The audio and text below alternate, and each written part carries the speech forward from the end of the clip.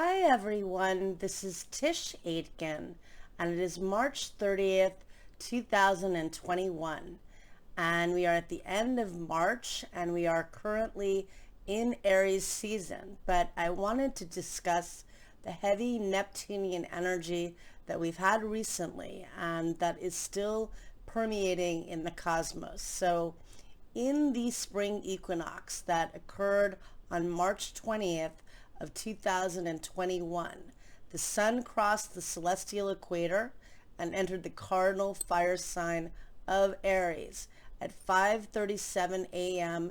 Eastern Daylight Time.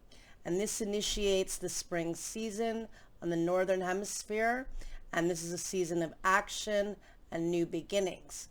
And it's a time that we also measure for the next few months of what the trends will be like. And there's a lot of promise in this equinox chart. I cast it for Washington, D.C., and the ascendant was in Aquarius, and Jupiter, the luckiest planet, was conjunct the ascendant, giving a lot of infinite opportunities for connection and for community and innovation and for brilliance. And the sun in Aries is a time of taking initiative and getting things accomplished. But in that equinox chart, Venus was still at the final degree or close to the very final degree of Pisces. It was at 28.5 degrees of Pisces, which if you round up to 29 degrees, that's a fixed star in astrology known as Shiat. And it's a fixed star associated with the Titanic. On the day that the Titanic left its port, the moon was at 29 degrees of Pisces, which is where Venus essentially is, just a half of a minute away in the equinox chart. This is a fixed star associated with misfortune and sorrow and despair. And we recently had then Venus change signs on the following day on the 21st and entered the sign of Aries, where it'll be until May 3rd.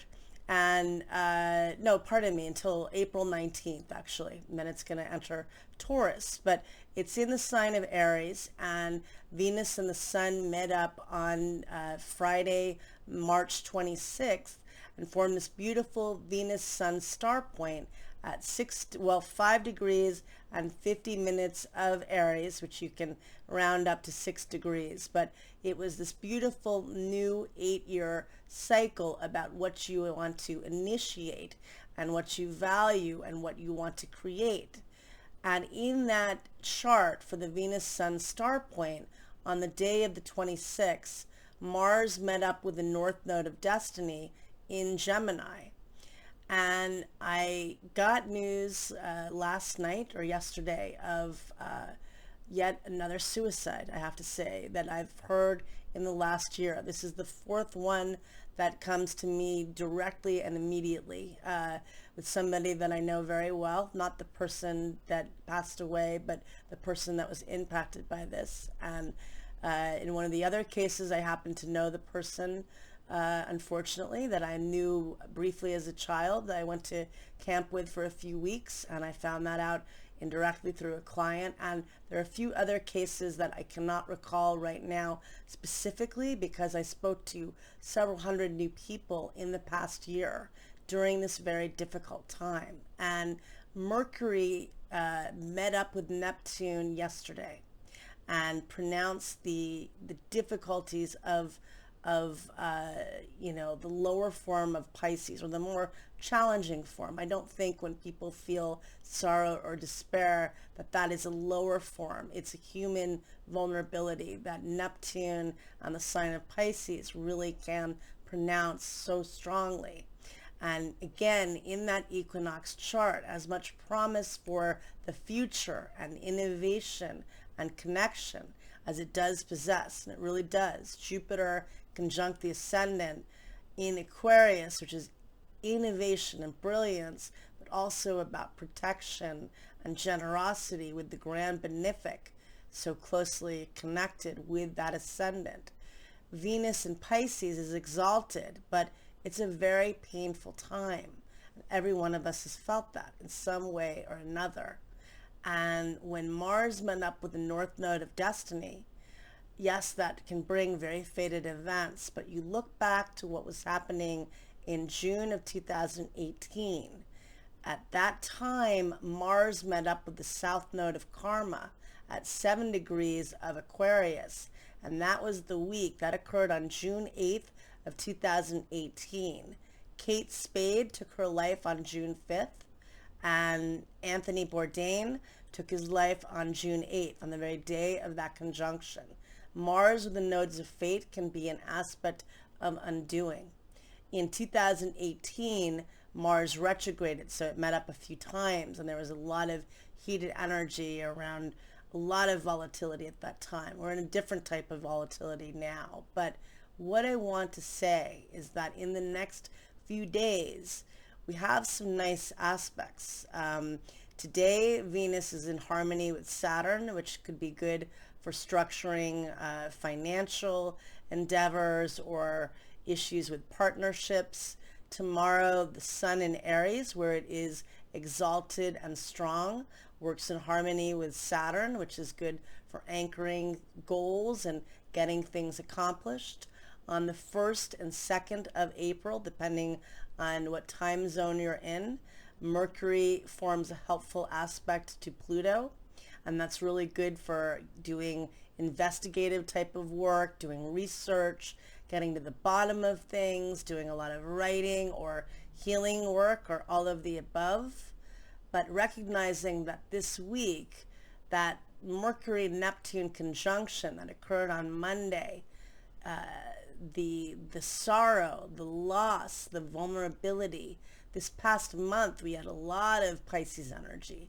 At one point, 2 weeks ago, we had 4 planets transiting in Pisces, and I thought I was going to lose my mind, actually. It was really difficult. And I recall years ago when we had several planets in Pisces, and at that time, Neptune was newly in the sign of Pisces, and Chiron, which is the wounded healer, was still in the sign of Pisces. It's now in Aries. I remember around February, March, might have been maybe around 2014 or 2013. I had a friend of mine that works at a hospital, and she said they couldn't find enough space for all the psych patients. So it can really do a number on people emotionally. And for people that feel prone to depression or addiction or just feeling out of sorts, this can really heighten the energy. And of course, we had a full moon over the weekend. And in this full moon chart, we were right close the day before the sun met up with Neptune. And so, or Mercury rather, met up with Neptune. And Mercury is in its detriment in Pisces. It's in a place that's emotionally based and not logically placed. It's easy to misinterpret what others are saying. It's easy to think somebody is being duplicitous when maybe he or she is not being. Maybe they are. You know, sometimes deception does get uncovered, but it's very easy to misread things.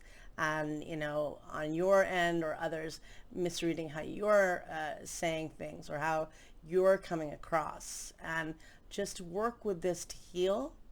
On April 3rd, Mercury is going to change signs, and it's actually going to enter the sign of Aries. And believe me, the whole shift is going to be very fiery, which we're also seeing. We're seeing anger more and more, unfortunately, with the shootings and with the anger, but that's also an expression of depression as well as anger. I think, you know, obviously depression is inverted anger, and anger can be induced by feeling so depressed. So, you know, we're working with these energies, and in the Venus Sun star point, Venus was conjunct Chiron, the wounded healer, and in the full moon chart on Sunday the 28th, the Sun, Chiron, the wounded healer, and Venus were all conjunct at 8 degrees of Aries, cardinal fire, feeling the wounds in order to heal.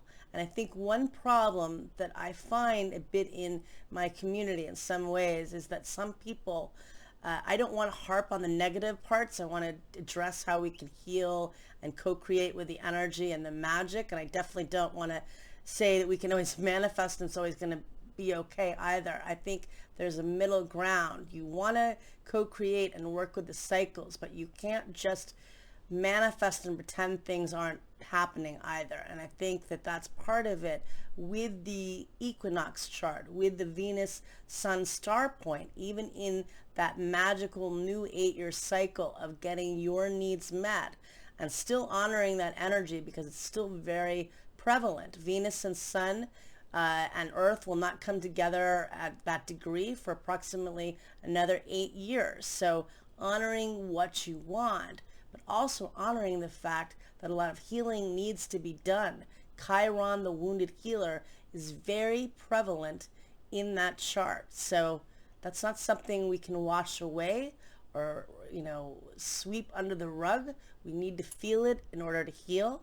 We need to have courage to do healing work. And in the equinox chart, we need to come together and, as much as we're able. There's a lot of division, and I'm not getting into anything else on that. We need to come together.